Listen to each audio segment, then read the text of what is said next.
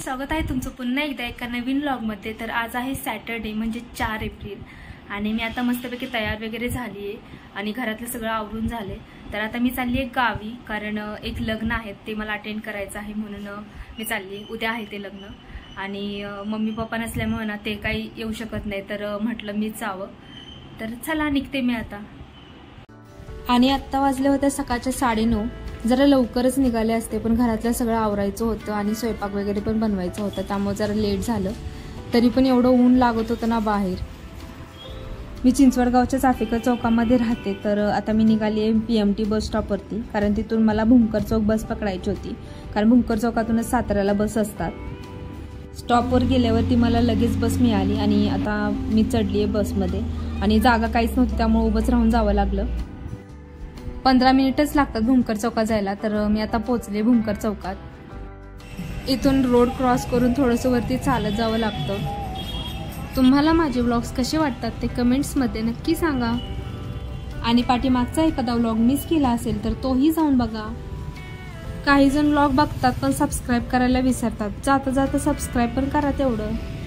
पोचले बघा बस स्टॉपवरती आणि आधी इथे काही बसण्यासाठी वगैरे नव्हतं बरं का, हे नवीन झाले आता। 15-20 मिनिटं वाट पाहिल्यानंतर फायनली सातारा बस आली आणि त्यात मी चढले, पण एकही सीट रिकामी नव्हती। आता कसा उन्हाळा चालू आहे त्यामुळे काही लोक सुट्टीला वगैरे चाललेत, त्यामुळं पूर्णपणे फुल होती बस। पण म्हटलं तर खूप वेळ वाट बघत बसले ना तर खूप उशीर होईल मला पोचायला, तर मग मी त्याच बसमध्ये चढले आणि अर्धा तास मला उभंच राहावं लागलं। नंतर मग एक सीट रिकामी झाली, मग मी तिथं जाऊन बसले। हे बघा बाहेरचा नजारा किती मस्त वाटतो पाहायला। बसमध्ये बसून एवढा कंटाळा आला होता ना, आणि त्यात एकट्याने प्रवास करायचा म्हटलं खूपच बोर होतं। तर असं झालं होतं मला कधी पोचते मी एकदाशी। फायनली साताऱ्यामध्ये पोचले आणि 2:30 वाजल्या पोचायला। तर हे आहे साताऱ्याचे ST स्टँड। तर प्रॉपर आम्ही साताऱ्यामध्ये राहत नाही, तर वडूजला आमचं घर आहे। इथून मला वडूज बस पकडायची होती, तर मी उतरल्यानंतर बस लागलेलीच होती, तर मी लगेच बसमध्ये चढले। पण बघा ना, माझं नशीबच खराब। आत्ता पण मला उभं राहून खटावपर्यंत जावं लागलं बरं का, आणि एवढी गर्दी होती बसमध्ये। नंतर थोडी कमी झाली, पण जागा काय भेटली नाही मला बसायला, तर जाऊ दे, शेवटी उभं राहूनच गेले मी। इथून 1.5-2 तास लागत असेल जास्तीत जास्त पोचायला। एवढा प्रवास केल्यानंतर फायनली मी माझ्या डेस्टिनेशनला पोहोचले। तर हे आहे बघा वडूजचं स्टँड आणि मला पोचायला 4 वाजले। आता मी निघाले घराकडे। एवढा कडक उन्हाळा असल्यामुळे ना घसा एकदम कोरडा झालता बरं का, आणि सकाळी मी 9:30 वाजता घरून निघाले होते, आता वाजले 4। तर रस्त्यामध्ये मी काही खाल्लं पण नव्हतं आणि पाणी सुद्धा पिलं नव्हतं। तर आता मला खूप तहान लागली होती आणि काहीतरी थंड पिऊ वाटत होतं, तर इथून मी स्प्राईटची बॉटल घेतली छोटी आणि ते पिलं। तेव्हा कुठं मला थोडंसं बरं वाटलं। मी पोचले आता घराजवळ। तर हे आहे आमचं घर। तर 7-8 महिने झाले बरं का गावी आलोच नाही, आणि लास्ट टाइम आम्ही जूनमध्ये आलो होतो, दीदीची डिलिव्हरी झाली होती तेव्हा। त्याच्यानंतर डायरेक्ट आत्ताच येतोय, कारण मम्मी ते नाही आहे ना, त्यामुळं गावी येणं झालंच नाही। पहिले मी शेजारच्या आहेत त्यांना भेटायला गेले, त्यांना भेटून आल्यानंतर आता मी चालले घराकडे। तर आता काय माहिती काय हालत झाली आहे, कारण खूप दिवस झालं बंद आहे, त्यामुळे ना घाण खूप झाली असणार आहे। तर चला आता बघूया काय झाली आहे हालत।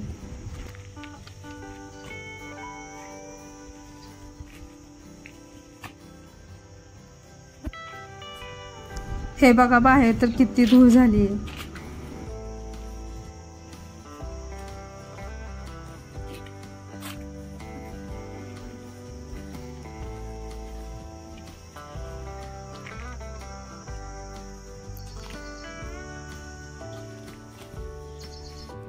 चला आता घराचा दरवाजा ओपन करते। बाहेरची हालत तर बघितली तुम्ही कशी आहे, आता आतमध्ये काय आहे ते बघूया।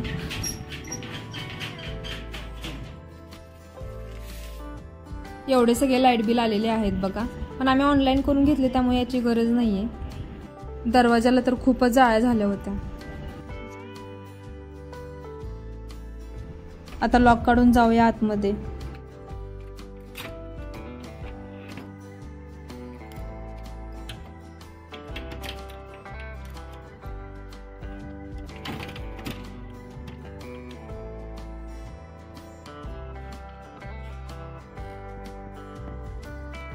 गावी आम्ही काही जास्त येत नाही बरं का, कधीतरीच येतो, त्यामुळे इथे काही एवढं केलं नाहीये असं।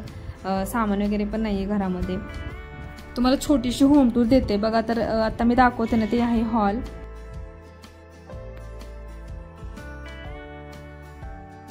हा आहे मधला पॅसेज. इथं बेसिन, टॉयलेट, बाथरूम वगैरे आहे. हे आहे किचन.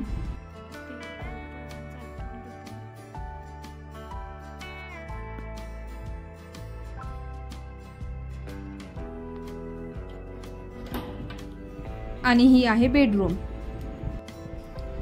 आता मी तुम्हाला एकदम शॉर्टमध्ये होम टूर दिलेली आहे, कारण काय असं दाखवण्यासारखं नाही आणि घरात काय सेट पण नाही आहे. खूप दिवस झालं घर बंद होतं त्यामुळे. तर जेव्हा आम्ही जास्त दिवसासाठी असं गावी येऊ ना, तेव्हा मग तुम्हाला मी मस्तपैकी होम टूर देईन.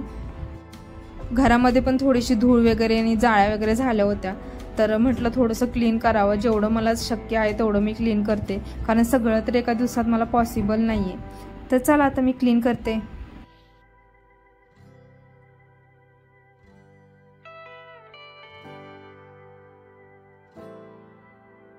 हे बघा किती कचरा निघालाय. आतल्या माझ्या रूम्स झाल्यात बऱ्यापैकी क्लीन करून. तर चला आता बाहेरचं थोडंसं क्लीन करते. आणि मी एका दिवसासाठीच आले होते बरं का, ते पण लग्नामुळे. मम्मी असते तर खूप दिवसासाठी आलो पण असतो, पण आता म्हटलं आले तर म्हटलं क्लीन करावं, कारण खूपच घाण झाली होती आणि नंतर कधी येणं होणार माहित नाही.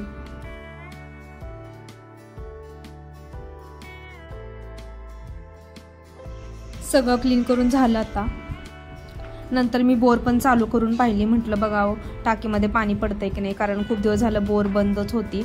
तर आता मी चालली आहे टेरेसवरती आणि बोर चालू केल्यानंतर ना 5-6 मिनिटातच टाकी भरली. हा बघा टेरेसचा व्ह्यू. तुम्हाला दाखवते आता सगळं क्लीन केल्यानंतर कसं दिसतंय ते.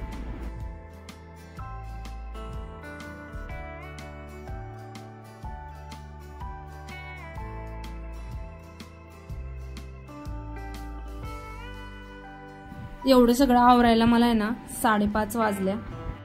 नंतर मी फ्रेश झाले आणि आता चालले बघा दुकानामध्ये, कारण मला खायला आणायचं होतं. तर सकाळपासून मी काही खाल्लं नव्हतं, त्यामुळे खूप भूक लागली होती आणि मला स्टँडच्या तिकडे जायचं खूप कंटाळा आला होता. म्हटलं आता इथं माहीत पण नाही आहे की कुठं काय चांगलं मिळतं, तर म्हटलं दुकानामधून काहीतरी खायला घेऊन येते. हे बघा एवढं सगळं खायला घेऊन आले आणि येताना स्प्राईट आणि पाण्याची बॉटल सुद्धा आणली.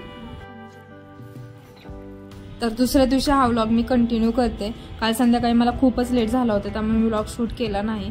आणि काल दीदीचा कॉल आला होता, तर ती बोलली तू एकटी कशी राहणार, आणि शेजारचे पण कुठेतरी बाहेर गेले होते, त्यामुळं संध्याकाळचं एकटं राहायचं. तर ती बोलली की मळ्यामध्ये पाहुणे राहतात तर त्यांच्याकडे जातो, म्हणजे वडूजमध्येच राहतात. मी इकडे आले आणि पाहुणे म्हणजे जवळचेच आहेत ते. हे बघा सकाळचं गावाकडचं वातावरण.